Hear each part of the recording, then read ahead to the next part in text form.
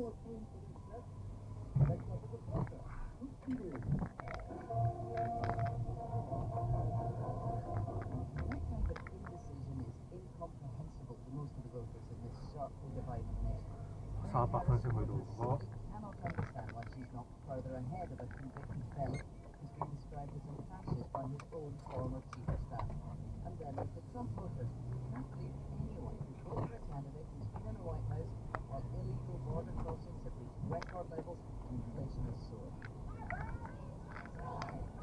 그거聽日就報呢個 US president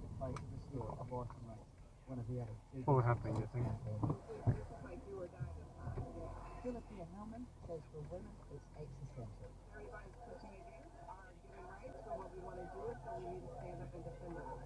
Wendy Wilkinson couldn't imagine not voting for Kamala Harris, especially given the alternative.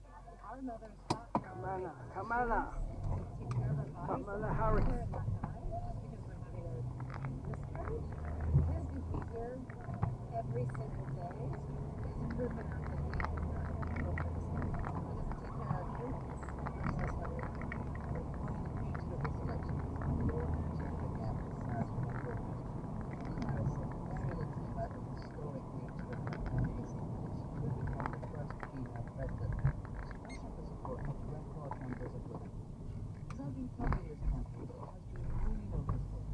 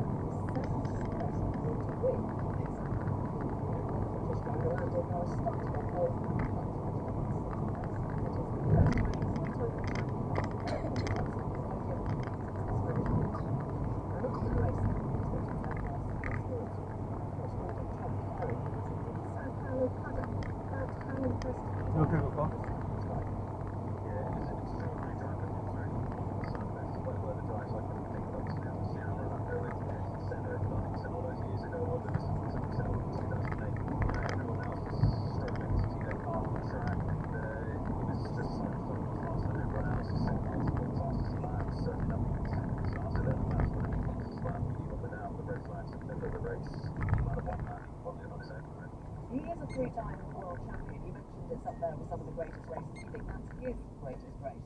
Well, he said it was afterwards. I think given what's on the line at the moment, now that the situation has changed so drastically, we forget that just a few hours ago he was looking likely to lose a lot of points to Lando Norris in the title race. The pressure was massively on him and Red Bull, and he had a lot of work to do, and he could not afford any errors in really treacherous, slippery conditions. Given the pressure that was on him, he said himself that that was his best. It was such a changing day, as you mentioned He's there. a man from Lando Norris Vandover. was on pole but finished in 6th position. He is now 62 points behind Verstappen. There are 86 points好快瞓 available 着 in 過 the 咗 final 嚟 three 之後。 races in that one sprint. Are Lando 我話你 Norris 去咗爸爸間房之後就好快脆瞓着。 Marshall, definitely. I can't imagine that. 就喺你自己間房瞓唔到。 Finishes in front of Norris in any which way, shape or form in Las Vegas in a few weeks' time, then he will be champion already. So he's pretty much got one hand on the trophy already. Yeah, and I think you can tell by the way Lando Norris reacted afterwards that he was like, huge match disappointment there, wasn't it? And one of the biggest celebrations was from the Alpine team with Esteban Ocon and Pierre Gasly finishing on the podium in 2nd and 3rd respectively. Can you just put into context why that's such a surprise and why it was so important for them as well? yeah, it's hugely important. That team has been going through just so much tumult for the last few seasons. They haven't had anything like those results. Some of the best drivers in the world, such as Lewis Hamilton, all right at the back. Yeah, that's some brilliant results then. Thanks very much, Tom Perry. No worries. The next race in Las Vegas. 咁少車嘅今日。 The season-ending WTA tennis finals taking place in Saudi Arabia. For the first time, despite some criticism, Iga Swiatek beat the Wimbledon champion by her. 今日要翻學㗎嘛係咪？ defeated her doubles partner Jessica Pegula in the round robin. 你今日要翻學㗎嘛係咪？ Thank you so much, Coffee. Adam Brooks was Okay. here in the studio because it is Matt Scott and Morning Eric. Good morning, Michelle. So we've got farming of different materials. Leather, feathers and straw. So we've got the shepherd James Reed back in Scott Cabrera to spend some time in remote Norwegian highlands, learning the ways of the eider duck, the one who breasts down helps our duvets. What can modern farmers learn from such an ancient practice? Now, I'm a Suffolk boy, so the thatched roof is very much one of my areas. Sustainable form of roofing continues to be used in British Railway. Master thatcher Andrew Raffle shows its ropes, and a mere byproduct in cattle farming is leather. Fashion designer Alice Robinson has traced the path of one animal, the selling corn, abattoirs, tailoring, and culture, shepherd, bullock, all coming behind.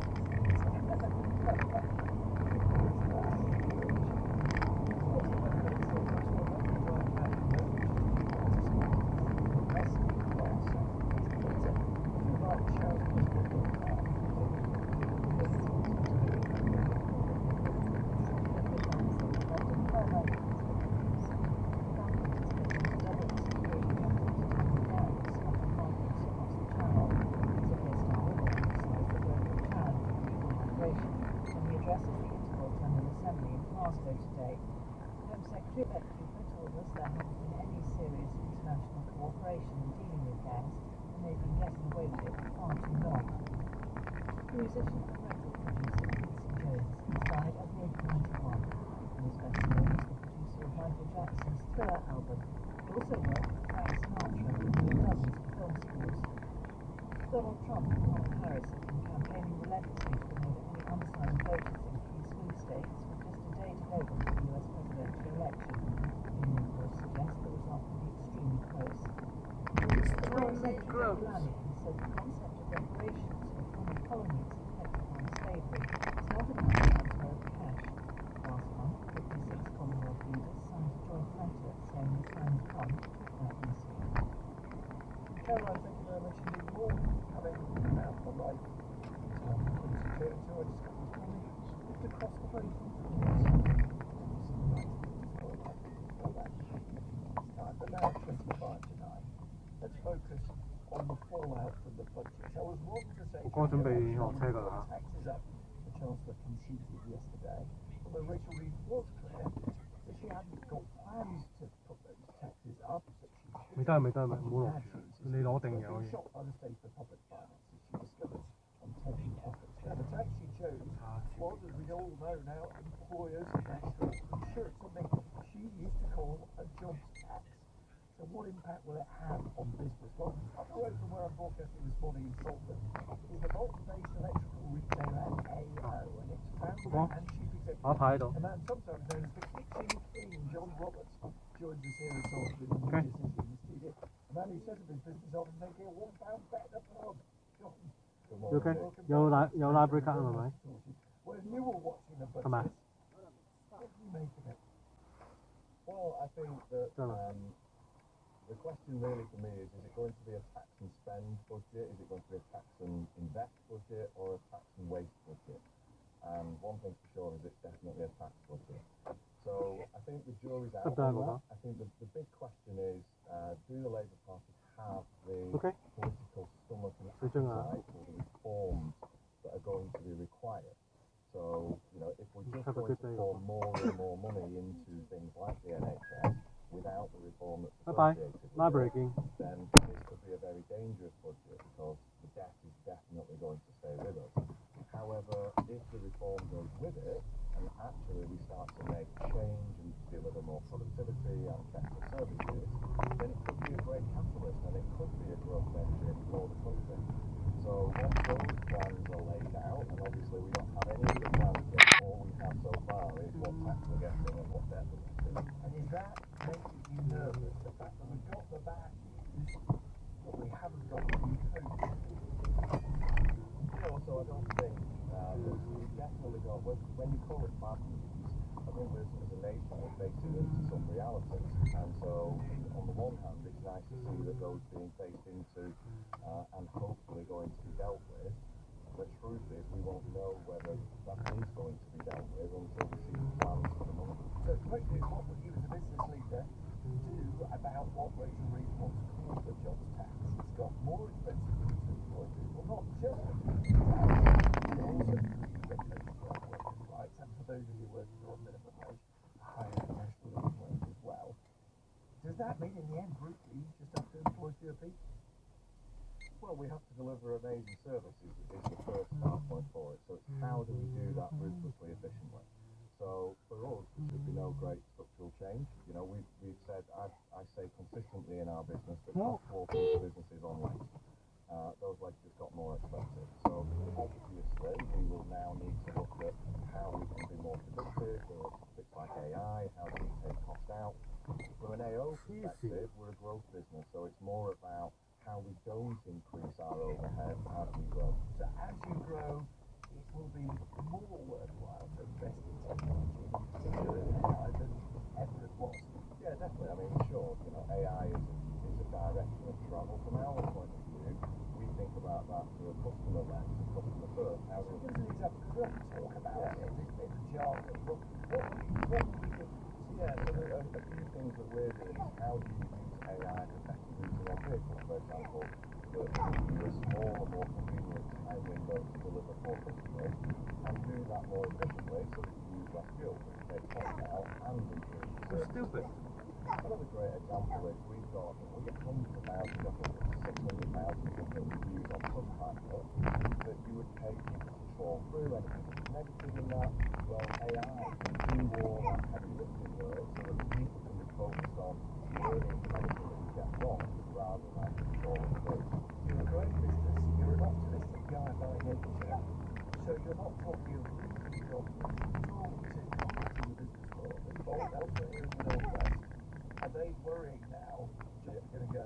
Yeah, so for sure, you know, that over the last week, the mood music has changed to things like conversations around how AI can take cost out, it can take people out and automate jobs, and also conversations again I've heard a lot in the last few days around things like offshore. Now, Jason Dyson is the founder of Corporate Dyson, right? You're a man who founded the business. He's written in the Times today, he's a very angry man indeed about what he calls the family debt tax, and suggests that it will be the death to entrepreneurship. So I think that's nonsense.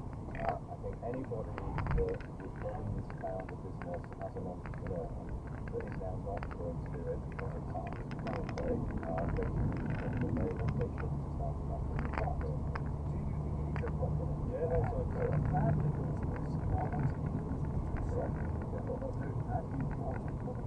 Yeah, necessity, that's a problem. I think family businesses are at the absolute heart of the nation. They are great stewards, they think long term, they tend to be good employers, and there's this sort of typical cheap political point that anything over £1 million is a lot of money. Well, in business terms, that's just really not. And so the money is not just sat in those businesses waiting to be paid out. So, and this is true of businesses, I think it's the same topic on farms, by the way, that to pay the tax, they are then going to have to sell things, and in a lot of cases, maybe put the whole business up for sale just to pay the tax, and that's not good for the long-term economy. Great thing for the church. Definitely. John Roberts, founder and CEO of AO. Pleasure, thank you. It is 19 minutes to 9. Few are brave enough to call the outcome of the US election at this stage, but Justin will be co-presenting from Washington tomorrow as America votes. And ahead of Election Day, he's been speaking to Democrat strategist Jim Messina, who ran Barack Obama's re-election campaign in 2012. How does he rate where the two campaigns are? When I talked to both campaigns for my TV appearances, they both feel very strongly the data says they're going to win. We haven't seen that sort of mismatch in the data since 2012, the campaign I ran for Barack Obama, where both sides thought they were going to win, and of course Obama did. So I think this thing's going to be really, really close. What do you make of the Iowa poll that suggests that Kamala Harris is ahead in Iowa, to the enormous surprise of virtually everyone? Well, I hate public polling, as you well know, and I'm kind of famous for saying it's mostly garbage. That said, Ann Seltzer, the Iowa pollster, has historically been very, very right. Do I think that Kamala Harris is going to win Iowa? No, I don't. But what I think the numbers show you is momentum, enthusiasm, and that's really important. You know, Donald Trump won the voters in 2016 and 2020 who decided the last week of the election. Both campaigns have privately said to me that the data says that undecided voters are moving towards Harris. And you can kind of feel that in the Iowa poll. You can also see the largest gender gap in the history of American politics. Women surging for Harris, men surging for Trump, and you start to get really weird results like the Iowa poll. Yeah, the gender gap is fascinating, isn't it? And could be, in the end, the determining factor. Oh, absolutely. Like the Harris campaign's entire theory here is the gender gap is going to take them over the line. And since the Dobbs decision, that's the decision that got rid of national abortion in America, women voters have turned out in historic numbers in elections. When you look at the early votes, some 32 million Americans have already early voted. 55% of them are women. That is a historic number that shows you just how enthusiastic women are. And if I'm the Harris campaign, that number gives me great confidence. On the other hand, if I'm the Trump campaign, early vote also shows that Republicans are voting in bigger numbers than Democrats. So there's numbers in the data that give both sides real kind of confidence going into these final 48 hours. I remember you telling me last year that Democrats were praying for Donald Trump to be the candidate, and then he became the candidate. Has he surprised in his abilities, quite apart from everything else about him, just his ability to get to this stage of the race, and as you say, for it to be essentially timed? Yeah, he has surprised me in two ways. You know, I said to you a year ago, both parties currently have nominees that are very unpopular, and one of the parties, if they change their nominee, they may win. And it may just be as simple as that. She may win because she's not Donald Trump. On the other hand, the third consecutive presidential election displays real power among these voters, especially voters without a qualification and male voters. She's getting also over young male voters who traditionally are Democratic. So I think he's displayed more strength than Democrats gave him credit for. On the other hand, in 2016 and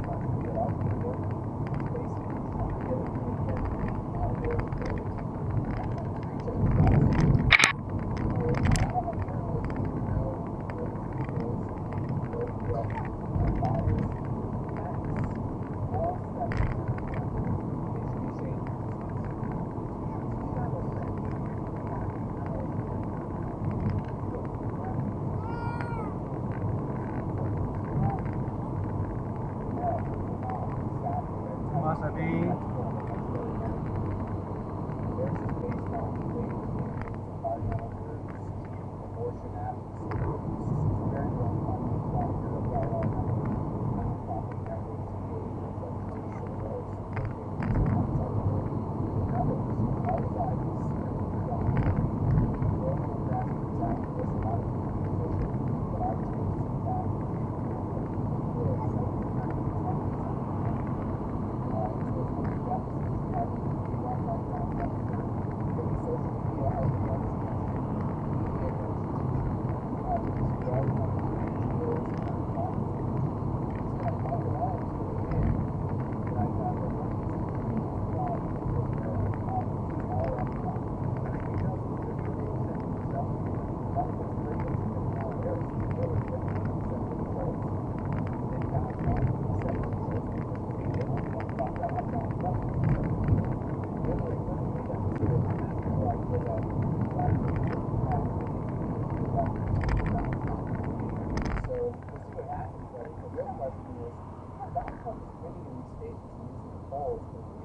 never been up in these states in these polls for the presidential election. It's actually up in most of these states.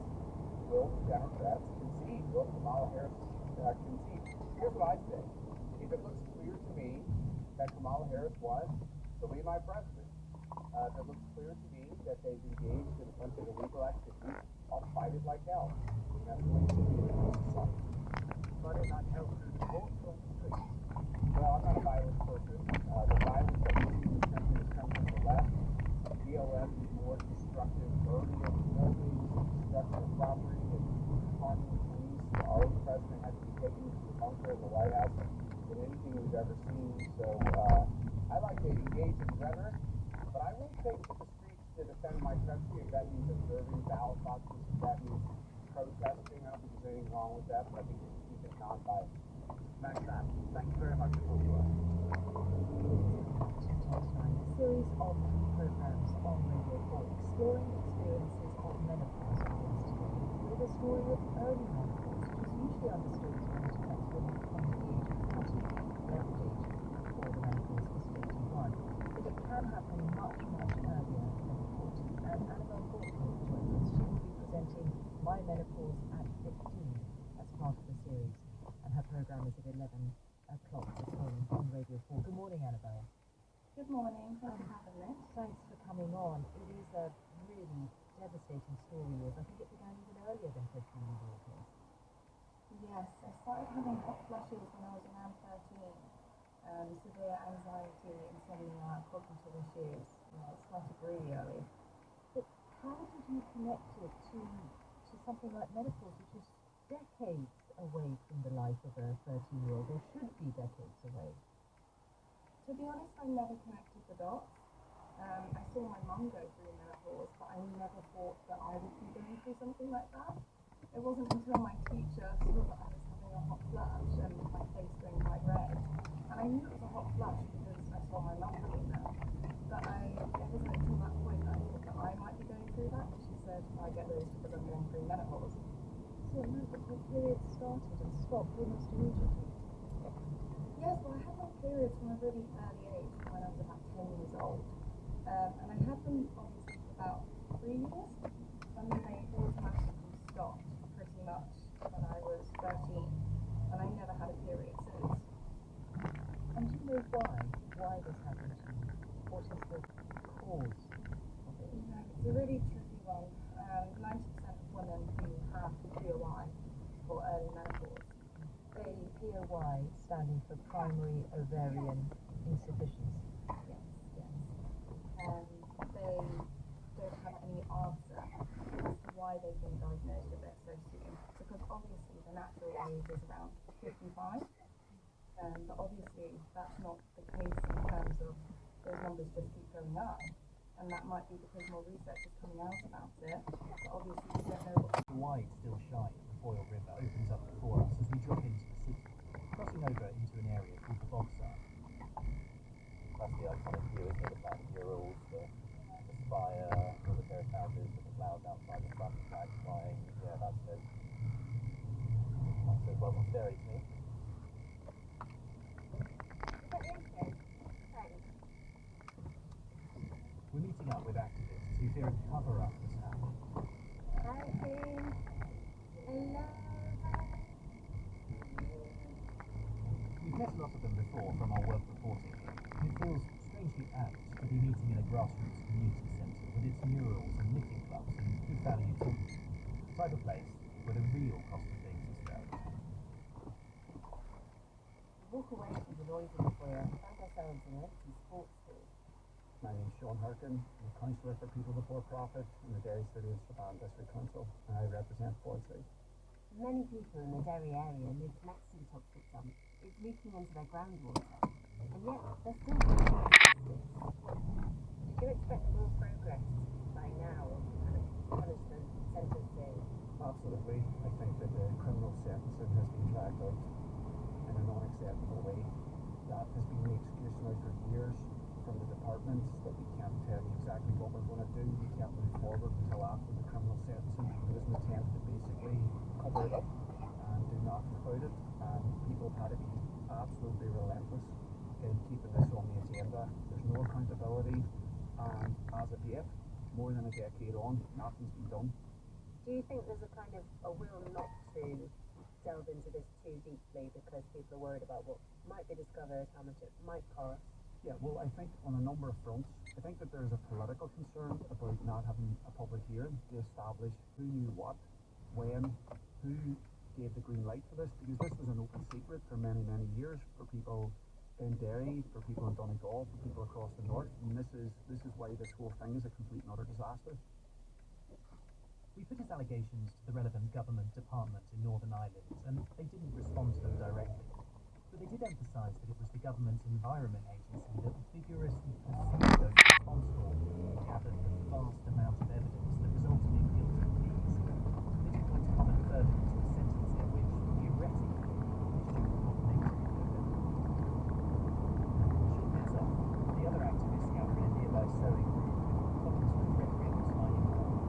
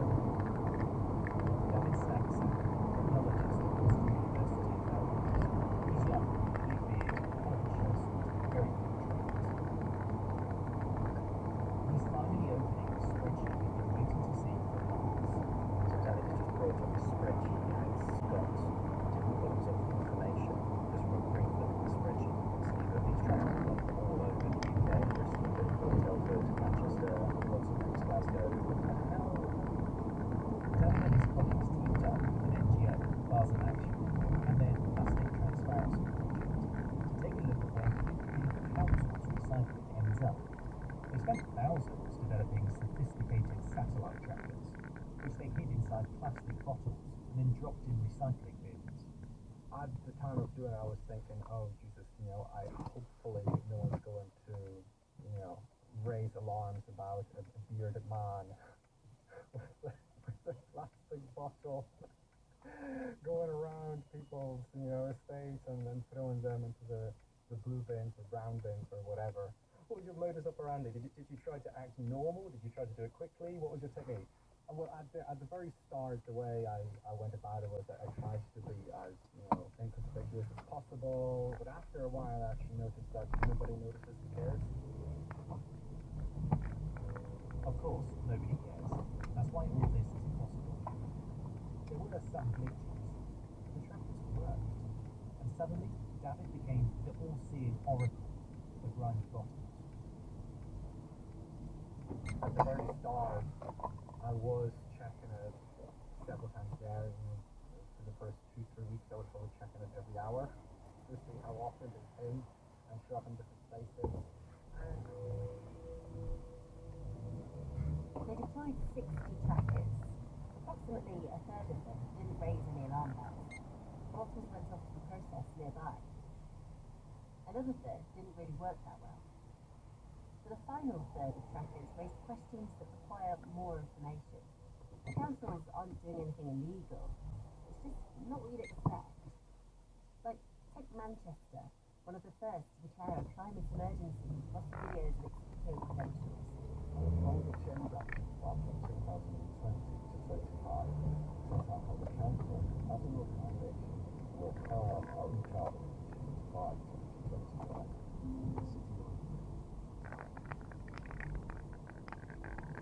David put the tracker in a household recycling bin attached to a recyclable bottle.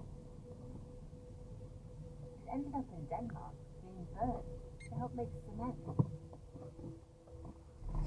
What we found was that across the industry there are practices which would cause the public concerned about, because when you're putting a plastic bottle into your recycling bin, you have a level of confidence and trust because you're doing your part, that people on the other side are doing their part as well. You don't necessarily anticipate or think that it may be incinerated.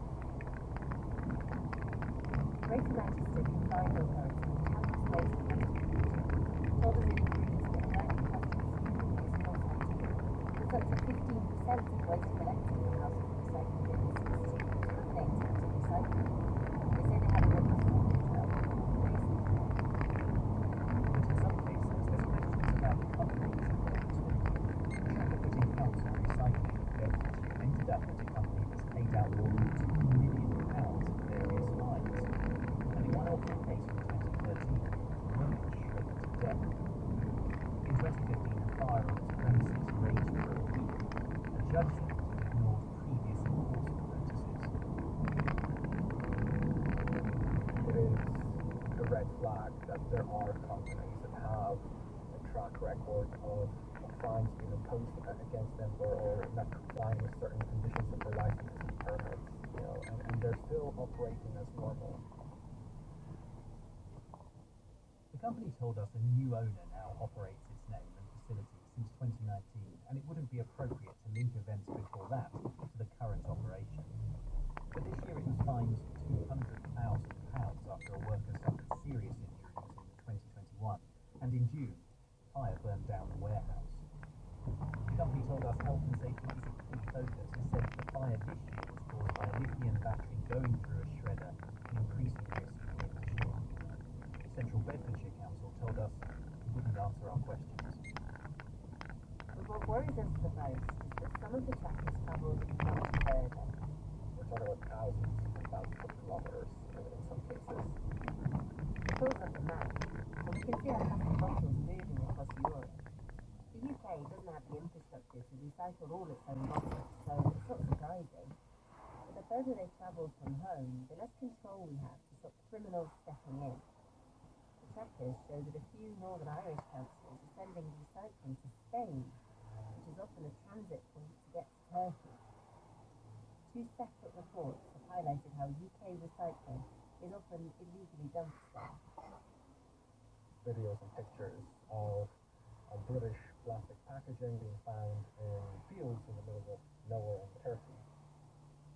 And the industry is so fragmented, there is a concern that it can open opportunities for organized crime. Without realising it, it's possible councils are opening the doors for criminals by building a vast, complicated system that's hard for anyone to keep track of.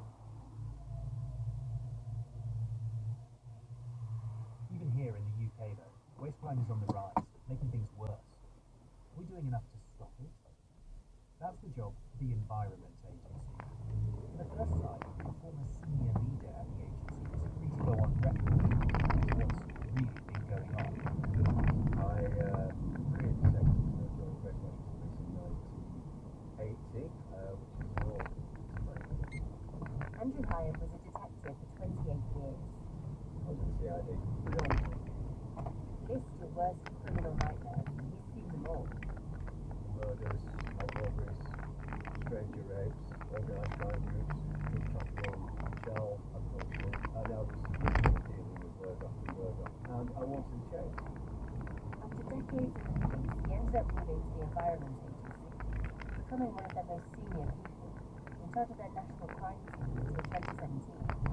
And he discovered England's waste problem was an organised crime problem. Some of my stuff dealing with these larger cases, I can see the flow back to drug trafficking. You know, it was an easy way to launder money into essentially a waste company. The agency wanted to do something. There was quite a few people within the organisation who liked agency, who had a passion for this and wanted to drive it forward. But he came to learn that the bosses weren't experts. The leadership team that I ended up on with absolutely no concept of criminal investigation. Partly because of history. The agency was set up as a regulator, not a police force, The powers are lacking.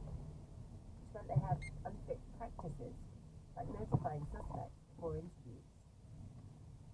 Well, of course, with criminals, you lose the element of surprise, and you certainly lose evidence capture. Andrew says he tried to change things, but overall ran into difficulty. Faltered, and it was faltering then. He came to a depressing conclusion. There's also this aversion. Do they really want to say it's not criminals here? I don't think they do. Do you think people in the Environment Agency are a bit scared of these criminals about what might happen? Not scared of them per se. What they're scared of is a reputational problem. He believes the agency didn't want to invest the resources, take on the risk of a complex case, so began to give up on stopping organised crime. Andrew grew more frustrated. I felt like a lone voice, and then even towards the end, it was evident to me that the agency really didn't want to do this, and I think they reverted back to time. And that's that. That community centre where the activists met. We brought the document to them too. They felt like they had a right to see it. The fisherman, Dean Blackwood, one of the very first voices from the boy, says that after 2 decades, it's time to be true. When you read this, with the potential that public officials may be being corrupted by illegal organisations, maybe emphasises a little bit more that we need a public inquiry, that they're just regulations quite frightening. We asked another activist, Gerard Moyne, what he thinks. Do you suspect that this might still be going on today? You might not have evidence, but do you think it's possible that a council could be corrupted by a criminal waste company today? Do birds have wings? It's not that recycling is the root of all evil. It's just that we produce so much waste that it's a bonanza for dumping, rule breaking, even criminality. Our waste fuels the gangs, and ultimately we now know, on occasion, even corruption. And that's how a mafia begins, with a few dodgy people. I keep telling myself this story won't get any worse. Corruption can still be happening today, should it? And then, always, something else happens. Here, Liz, just look at this. Look at this. I can't believe it. One of the first convictions in Wales on named the Bribery Act. And look what it was over. Corruption and compromise was telling now to go to air 5 people, more than £300,000 in retainers, jail following investigations into the council's recycling centre. Huh. So it is, yeah. Recycling corrupted.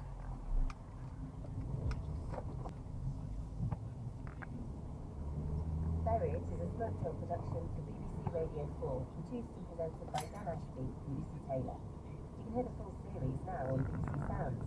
Search for Buried Series 1. BBC Sounds is also where you can find the second series, Buried The Last Witness, in which Dan and Lucy team up with the actor Michael Sheen to look into another environmental mystery. Next year on Radio 4, a musician shares what it's like to tackle a piano concerto. Just after a look ahead to next week. I'm Joe Clyman, the BBC's technology editor, and in this new series for Radio 4, I meet the moderators trying to manage the worst excesses of the internet. The content sticks with you. The hardest part of content moderation, in my view, is the images of things that have really happened. And explore the impact this job has on the Sometimes after even just a few weeks or months of doing this content day in and out, they started to develop long-term mental health consequences. The moderators with me, Sarah Brandon, next Monday to Friday afternoon at 1:45 on Radio 4 and BBC Sounds. Now, as before, in How to Play, the pianist Nicholas McLaughlin and the Royal Philharmonic Orchestra invite us into the rehearsal room to discover Ravel's Concerto for the Left Hand. A lot of my audiences don't go to classical music concerts. They've perhaps seen me online or they've seen me on television or something and they've been curious, I want to see what he can do live.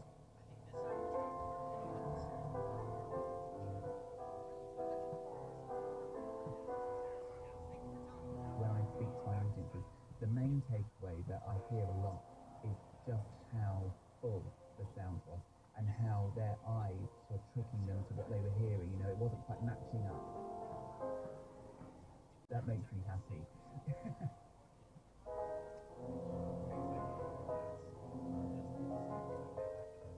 My job is to create an illusion that there's two or three, sometimes, hands at the piano.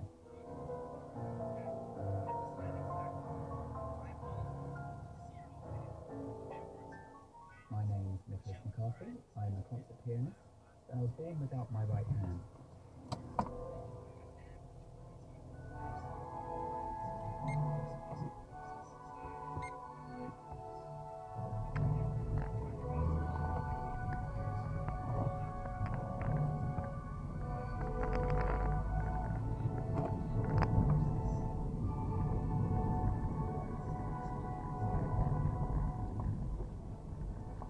I'm very excited today because it's the first rehearsal with the Royal Philharmonic and it's my debut with the Royal Philharmonic as well, so a very exciting time for me as an artist.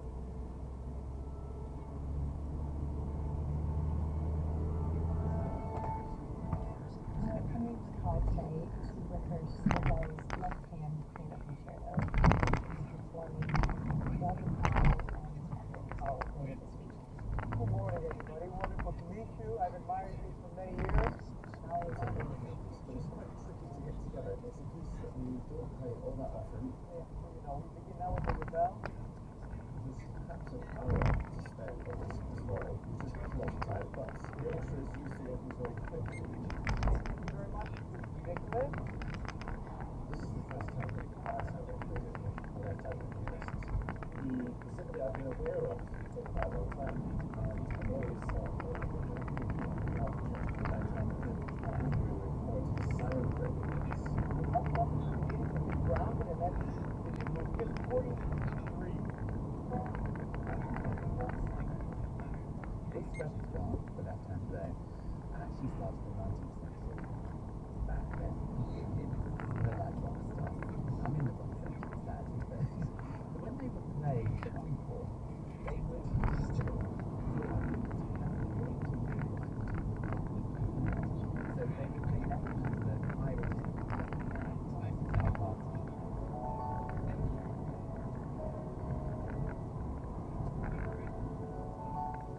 Fast forward to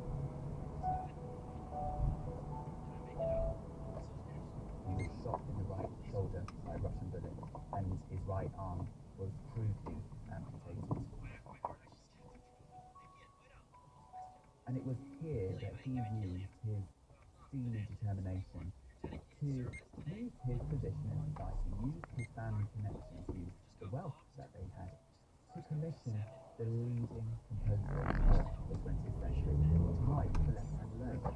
So expanding this already present 19th century tradition, expanding it to the likes of Chopin.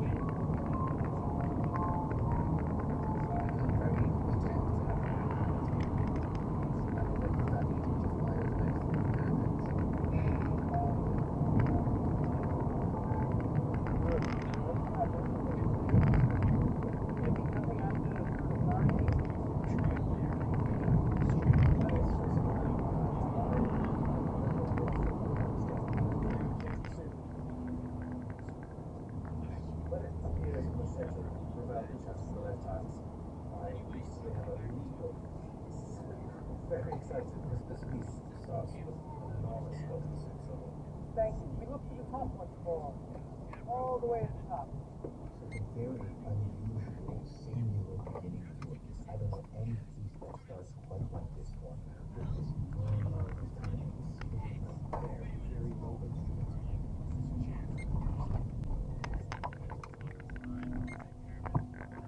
The controversy was made essentially as looking like an old-fashioned radiator in that Why? the power drive itself multiple times.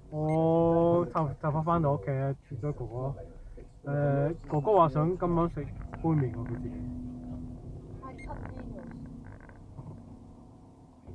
To put air all the way down 16 feet of tube. So you have to really 唔 take 係 it 啊， out. 佢 disco 點可以吸 A 晒？ lot of my teachers used to say about filling your entire body with air all the way down to your toes. So in rehearsals, 佢5.9去到。 head trying to work out where the next breath is going to come from. 哦。OK， 你如果你煮嘅話，幾時食得㗎？ I put a very large double reed at the end of the mouthpiece nuts. That breaks the vibrations. 咁即係唔係我睇下佢會唔會食到呢啲嘢，即係唔得啦，OK 唔得。 Two pieces together with an aperture, 2 more double reeds. I make them myself. OK， 冇啦。 One reed will be very different to the next one. OK， The weather adjusts slowly. Bye-bye. Out. 哥， So 可以食杯麵㗎。 rehearsals, up to 你翻嚟肚餓可以食媽咪整嗰啲嘢，媽咪整 spaghetti。 on that first rehearsal, turn up nice and early, go down the reeds in the room, and which sounds the best. That's the week that gets the gig. It was Green Week number 3, which has got the gig this week.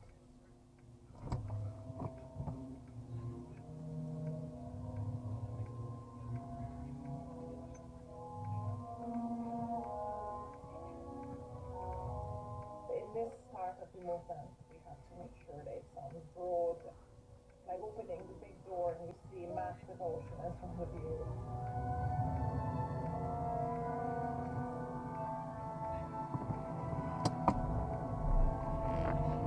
You should feel like you're on a boat and it's going fast and it's all splashing the water around you.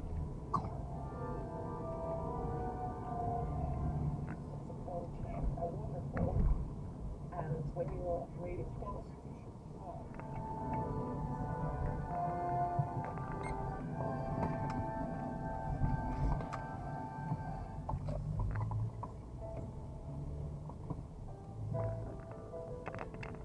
My name is Urmeta Skunke, and I play viola.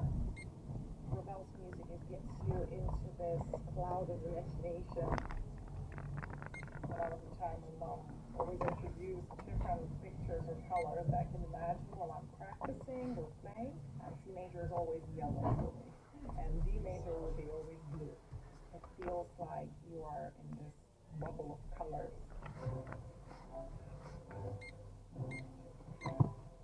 The one piece that everybody knows and loves, thanks to Orville and Dean, is Rebel's Bolero.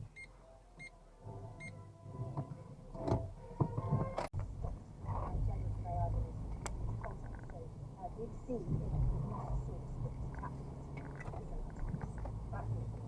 good luck in search for a new pair of jeans. And, he's just got 46 and the book is here, but last week someone said that Israel says it was killed another Hezbollah commander in the southern Lebanon. Take this on, it's hard to get in an instant. A 14-year-old boy is clearly caught in cold charged with the attempted murder of girl Samurai sword. 黐線。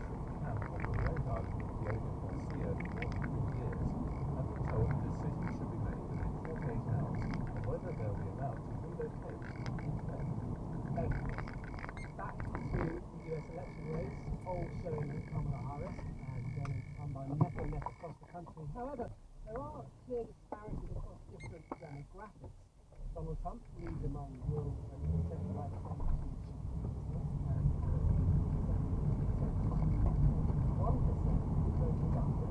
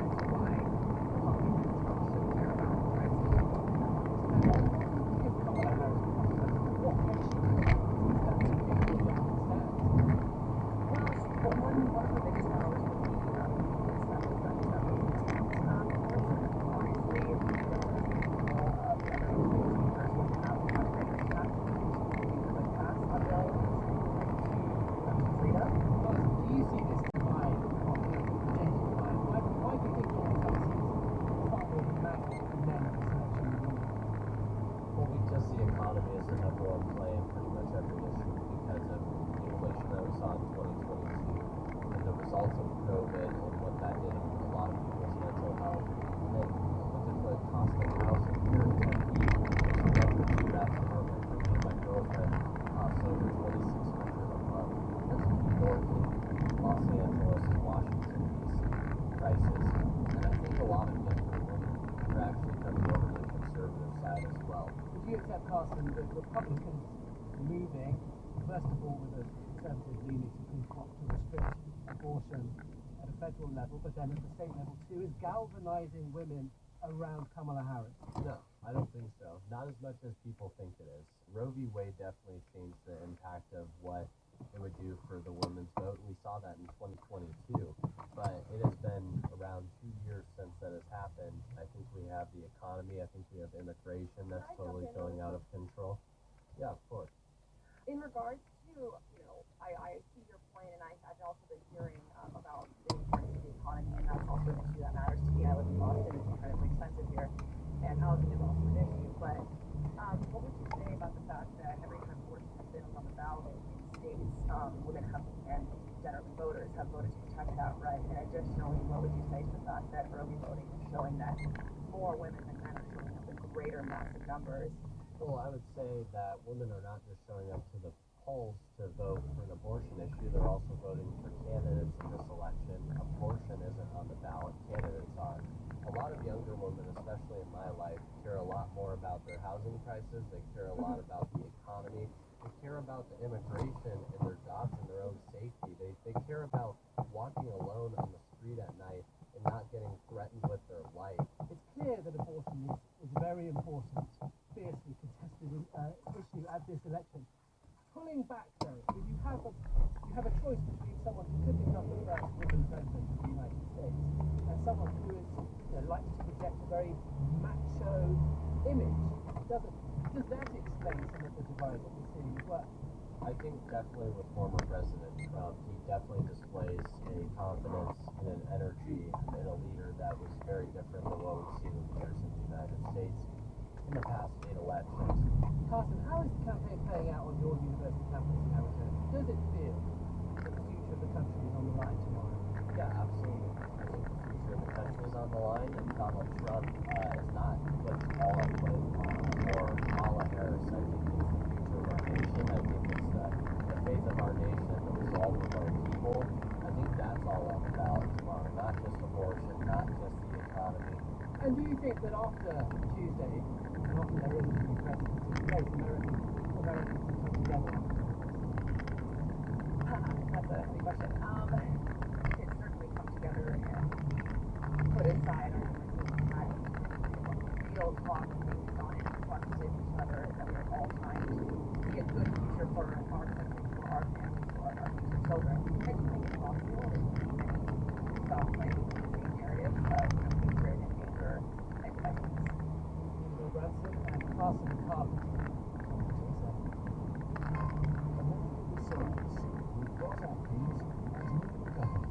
We are going to take you to the United States on a momentous night, a moment in history. Live coverage of the 2024 US presidential election as results are declared. It's definitely going to be exciting. We're going to get the first real indications who the next president's going to be. It's going to be dramatic, and of course that affects us all. America decides around tomorrow night from 10. I'm looking forward to seeing how this night plays out on Radio 4 and BBC Sounds. Quincy Jones, a titan of American entertainment, who died aged 91. Record producer, songwriter, and composer, he was a man who wore many hats and worked with some of the biggest names in music and film. John Wilson interviewed him for Front Row in 2016 when Quincy was in London rehearsing for some songs. We thought we'd leave you with a short part of that interview and reflect on his early years in hip hop. My father was a master carpenter with the most notorious gangsters in the history of Chicago, the Jones Boys. Really moving on that. That's all I ever saw was Dead Bodies, Tommy Guns, and House and Money. That's enough for only me, because when you're young, you want to do what you see. But then you saw a piano. You had distortions. You were bringing people to the piano. very much. And I'd love to sell them a mouse and just listen to the rest of your life. And it's that love of music, which we can hear in everything you do, but as a young man going on a big band circuit, that must have been an important move. Well, the thing is, though, I had two major mentors, and that was Ray Charles and Frank Sinatra. And Ray always said, respect every category. And the first time I ever met my wife, I respected one. My first television production was Duke We Love You Man with Duke Ellington, who was my God.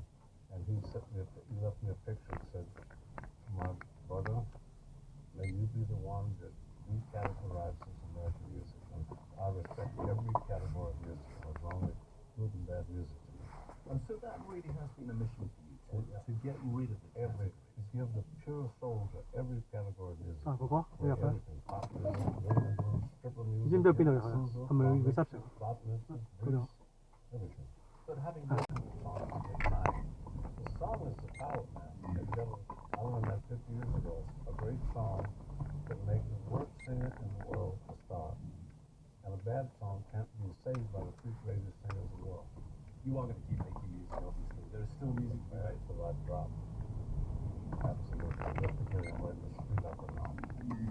So, yeah. To be performed on stage. I don't know. Let's see. That's the back of my I stopped drinking 19 months ago. And I've never stopped in 19 months, and I feel like I'm not. And the doctor just promised me 30 more years, so I'm 110. We'll see. And you can hear more from the late great Quincy Jones on Front Row tonight at 7 p.m. here on Radio 4. Now the weather forecast with Louise Lear. Hi Louise. Good evening. Well, it's going to continue to be a dry but pretty drab story across the UK, I think, for the next few days. We've got cloudy skies dominating. Still the risk of some early morning mist and fog, though, if the cloud breaks up through the night, as we tend to get this autumnal time of year. So through the night tonight across England and Wales, a lot of cloud around. Maybe some breaks down towards East Anglia and South East England. Here we can see some mist and fog forming first thing tomorrow morning. That will lift into low grey cloud. We keep a lot of grey sky across England and Wales through the day, but it will be dry and still relatively mild for this stage of the year. So top temperatures 14 to 17 degrees. For Scotland and Northern Ireland, some clearer skies through the night, and where that happens, we could see temperatures into mid-single figures, but it will start off relatively quiet. In fact, the rest of the sunshine, in particular, across the northern and eastern parts of Scotland. Top temperatures through the afternoon between 11 and 14 degrees. The winds will strengthen by the end of the day, bringing a little more in the way of showery rain into Northern Ireland and western Scotland. But elsewhere, we keep this quiet, cloudy story for most of the weekend. Today's studio director was Jack Graysmark, the editor Sophie Walker. That's it from us at PM. Have a very good evening.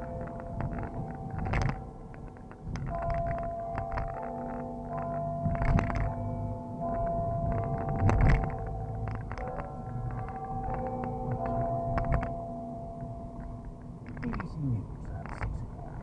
This is Charles Carroll. Good evening.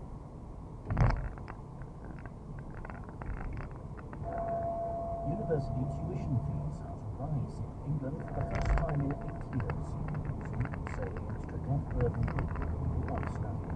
It's already kind of back to paying a lot of people's minds supposed to go to uni, so my best went into my consideration. I'm already paying as it is, rise first will come out here.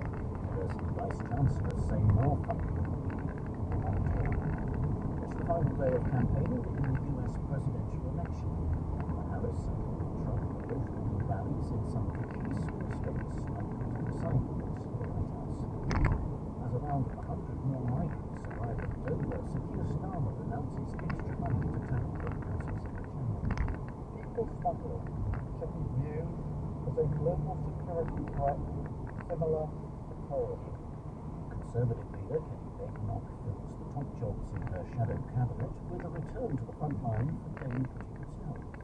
Also tonight, dozens of Sri Lankan talents stranded on the remote island of Diego Garcia told that they can come to the UK. And Quincy Jones, the man behind some of the most memorable music of the last 70 years, has died at the age of 91. We look back at his remarkable career. The Education Secretary has announced an increase to university tuition fees in England for the first time in 8 years. The rise amounts to just less than £300 extra a year for all domestic undergraduates in 2025. Fees have been frozen at £9,250 since 2017. Changes will also include an uplift in maintenance loans.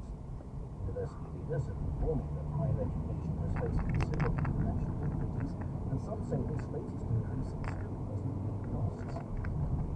Education editor Brandon Jeffers has more. In some ways, this was a surprise. After all the writing about university finances today, of one thing is increasing maintenance loans to inflation. The increase will take effect in the academic year 2025-26 and includes students starting at already university. Students are matched to Metropolitan University were happy last. It's already quite a time to pay a lot. It's not expensive this year, so it's and there's expensive now for generation. I'm in the highest bracket of maintenance, so even with this prices going up, that's still an issue. Paying that off as well is going to be a bit difficult. I'm already paying for it as it is, so rising is not me out. Announcing the changes in House of Commons, the Education Secretary, Roger Collison, said it wouldn't increase the burden on graduates. Increasing the fee cap has not been an easy decision, but I want to be crystal clear that this will not cost graduates more each month as they start to repay their loans. Universities are responsible for managing their own finances, and this fact needs to be sustained. But members across the House will agree that there's more use keeping tuition fees down for future students if the universities look their direction ahead. Tuition fees last went up in England in 2017, so their real value has been falling. They are the main source of income for universities in England, who've seen international recruitment fall. Professor Malcolm Press, Vice Chancellor of Amsterdam, told me universities could have the case for their contribution. It's great that the government realises the value our sector add to the economy and the difference we can make for the country. And I think we're very appreciative of the money that's going in and working with the government to ensure we can add value to things that work better for you. That's a polite way of saying give us more. Whether that happens or not, further bracket between the Department of Education and the Treasury respectively. In England, those at university now will pay off most of the total cost of their first degree as graduates, with an unpaid balance of loans written off after 20 years. Higher loan totals don't alter the rate at which graduates will pay, as dues are the increase in the huge burden the public has. One of the tightest residential election campaigns in England's history is Trump with the Republican push for 7 swing states expected to receive They looked at the Republican cast, but with appeal polls deadline showing to be it's still trying to swing some Americans will turn out. Tomorrow,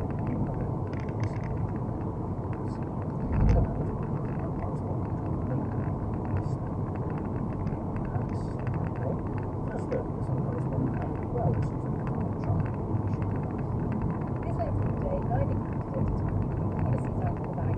Instead, Donald Trump led Kamala Harris exposing the messages we've heard before, cast a final hitch to undecided voters, and energized his core base to turn out. For him, this means centering on immigration, national security, and asking voters if they feel better off than they did 4 years ago. Mr. Trump held his first rally of the day in North Carolina. They have an expression, I hate the expression actually, but it's ours to lose. Does that make sense to you? It's ours to lose. If we get everybody out and vote, there's not a thing they can do. Get out and vote. You know that. He's also repeatedly used the closing stages of the campaign to accuse his opponents without evidence of cheating and fraud. Critics say he's laying the ground to challenge the result if he does not win. His final rally in Grand Rapids, Michigan is in Kent County, a former Republican stronghold that flipped to Joe Biden in 2020, a change largely attributed to its increasingly diverse, college-educated and urban population. Donald Trump is struggling in some areas like this, which used to be Republican but had moved away from the party due to some of his rhetoric and socially conservative values. On the flip side, he's made gains in places such as Michigan, among, for example, unionized white working class voters. The who used to vote Democrats, could support his economic policies and pledges on immigration. It's these kinds of shifting demographic trends that make the race so close to call. This is Tom Bateman in Philadelphia following the final day of Kamala Harris's campaign. Her team sees the home stretch as a push for positivity, trying to create a clear choice against what they see as an increasingly dystopian presentation from her rival Donald Trump. Speaking in Michigan last night, Ms. Harris said she believed her efforts were still winning over voters. We have the momentum because our campaign is tapping into the ambition, the aspirations, and the dreams of the American people. Because we are optimistic and excited about what we can do together. Her strategy is to convert some moderate Republicans away from Donald Trump, especially in suburban Pennsylvania, where her campaign believes a focus on abortion rights and protecting democracy can still sway some of the few remaining undecided voters. However, her challenge has been trying to break free from the Biden administration, with many voters angry about the cost of living and what they see as unmanaged migration while she has been vice president. Tonight, Ms. Harris will hold her final rally here at the Philadelphia Museum of Art in a star-studded event in front of the steps made famous by the movie Rocky. Appointments will be made ahead of the shadow cabinet meeting tomorrow. The BBC understands that Miss David's leadership rival, Robert Jenrick, was offered several roles, including Shadow Health Secretary, Pension Secretary, and Shadow Housing Secretary before finally accepting Shadow Justice Secretary. The story source told the BBC, Kenny just doesn't like the role. He thinks his whole shtick about her and whether she has any policies has done her lasting damage with the right and with reform voters. It is only likely to further unravel. You're listening to the 6 o'clock news on BBC Radio. The main news so far, students in England will pay more for their university courses from next year. Annual tuition fees rising to just over £9,500, the first increase in 8 years. Maintenance rates will also go up. Kamala Harris and Donald Trump are making their final pitches to voters on the last day of campaigning in the US presidential election. Now, still to come, we reflect on the remarkable career of the musician and producer Quincy Jones. He took a new course after he broke into a recreation centre as a child. So I was still at piano all the time. First time I ever touched it. It's like every drop of blood, it's my heart, soul, every cell in my body said, this is what you want for the rest of your life. The Spanish city of Barcelona has been hit by flooding as the search continues for people who disappeared in last week's flash floods in Valencia. Parts of Catalonia have been placed on red alert for torrential rain caused by a weather system much like the one that killed at least 217 people last week. Many victims were caught in their vehicles on roads and in underground car parks where rescue operations are focusing. Our Europe correspondent Nick Week sent this report from Valencia. The generators have been relentlessly pumping out water from the underground car park of the city's largest shopping centre. But there's still no word on whether anyone drowned inside when the flood descent a week ago. When we asked the police officer in charge if he knew of any deaths, he began to walk away. Many Spaniards are furious at what they say is a shameful lack of information. Some families of the missing have given up on the authorities and are doing the searching themselves. A new Instagram page has been set up, part tribute, part plea for help to find their loved ones. Among the images uploaded are photos of the Mateus brothers, aged 5 and 3. We travelled to their village, where locals were sifting through debris, trying in vain to wash the thick mud away. Well, this is what's left of the family home, and it's a complete wreck. One of the few things still standing is the door to what was the boys' bedroom. There's a sign of their names, Ethan and Ruben.